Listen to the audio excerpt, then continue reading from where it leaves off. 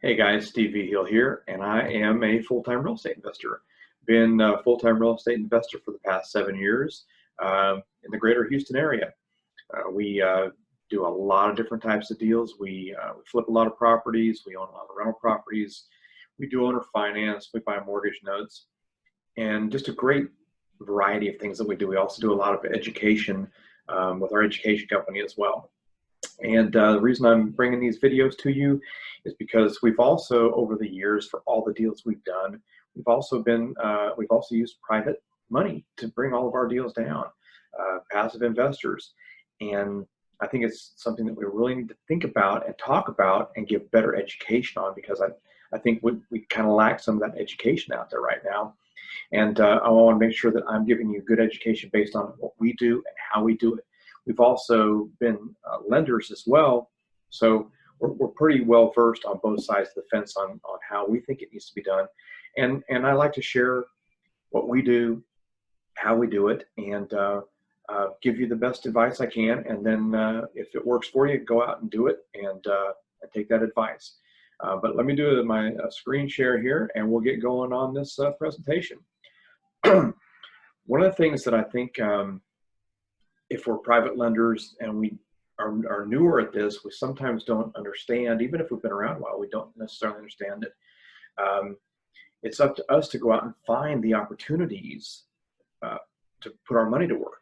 You know, when we become private lenders, it changes the game. It's not like we're working with a broker that's bringing deals to us, or bringing, you know, mutual funds or different stocks or things to us.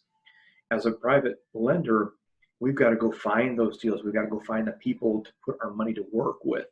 And this can be kind of difficult to do if we don't know where to go or how to do this stuff. So, you know, we've got to be looking for these opportunities all the time. And it's really, really important that we understand that if we're going to be putting ourselves out there in front of people, then that's going to open the doors for everybody to come to us, good, bad, and indifferent. So now we've got to be very careful of the people that come to us. We've got to be able to get to know them, build rapport with them, vet them. There's a lot of different steps that I think we need to take, because we want to protect ourselves. We don't want to put ourselves in a bad situation with someone. And so some of the things that we do in this situation, when we're talking to potential borrowers, this is exactly the things that I do when I'm talking to a new borrower. You know, the first thing I want to do is I want to find out if I like that person. Just because we like someone doesn't mean we'll be able to work together. You know, are our personalities going to align from a business standpoint? You know, there's a lot of people that I know out there that I meet at different networking events, different outings, and we might get along well at an outing. We might have some stuff to talk about, but when it comes to a lender-borrower situation, our thought process going to align? Is this someone that I would like to work with? You know, we've got certain ways that we like to work with our lenders and our borrowers, and not everybody's personalities are going to align that way. There's nothing wrong with that, but you need to be aware of that. You don't want to get yourself in a situation that your expectations are very different than your borrower's expectations. Or if you're the borrower, you want to make sure that your expectations are the same as the lender's. It goes both ways. It's a two-way street here. You know, a good example, a quick example of that would be, I came across a borrower a while back that was, you know, inquiring about working with us he wanted to be the lender, and we were the borrowers in this situation. And but he was telling me about a deal that he was working with right now, and he was pretty new at lending money. He hadn't done it very much. And he was telling me that he was about to get his money back on a deal because the person that he had lent to, had done a 6-month term. The term was up, and he was going to foreclose on the guy. Well, I started asking him some questions, like, well, why are you going to foreclose on the guy? Is he not making payments? No, he's made all his payments. Then why would you want to foreclose on him? Well, because we're at the end of the term. And I said, well, where's the project? Where's the process of the project? Where are we at with that? The project was completed.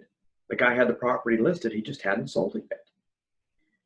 So my question to the lender was, well, don't you think it might be a good idea just to maybe extend your term out give him another 3-month extension and give him time to sell that property, and then you get your money back. And in the meantime, he's making your payments. He's not missed any payments.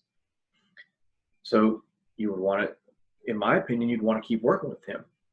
But this guy didn't want to do that. He wanted to foreclose on the guy for whatever reason. And so, when I'm talking with someone like that, and he's the lender and I'm the borrower, well, our personalities are not going to align in that situation, because we never know what's going to happen on a deal. Sometimes deals take a little bit longer to get sold for many, many reasons. Oftentimes things that are out of our control. As long as that guy's making the payments, why would you want to do that? So that's not going to be a situation that's going to work out for someone like myself. I don't say yes to every lender, and I don't say yes to every borrower. It doesn't matter which side I'm on. We have to, our personalities must align, and we have to know that this is someone that we're going to want to work with, and someone that we're going to like to work with. That's really, really important. But if we get past all that, then we need to look at the roles that each other are going to play. As a passive investor, what is the role that you're going to play in the deal? And as the borrower, what is the roles that you're going to play in the deal? We need to line all that out. We need to make sure that we have a good understanding.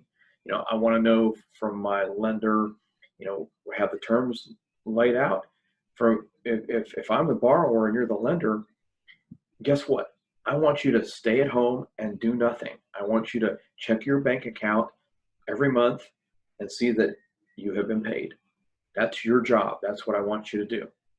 Let me go and take care of the project. Let me do my job. That's how we're going to have a successful relationship.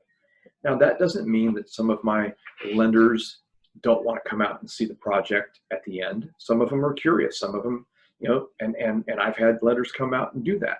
I had a lender, a great lender one time, or he was still a lender, but in the beginning when we started doing business, he loved living vicariously through me.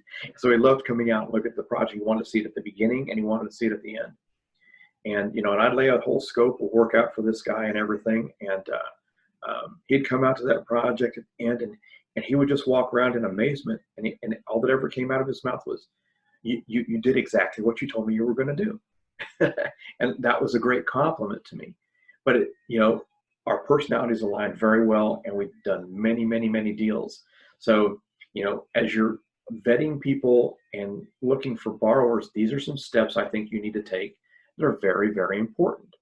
And let me share this here. And, making sure that we line up with who we're working with long before we ever get to looking at any deals is very important. Whether we're on the borrowing side or the lending side, we have a very systematic procedure that we go through for sitting down and having several meetings with our lenders or our borrowers long before we're talking about any opportunities. So I wanted to do this video to kind of get your mindset thinking that way.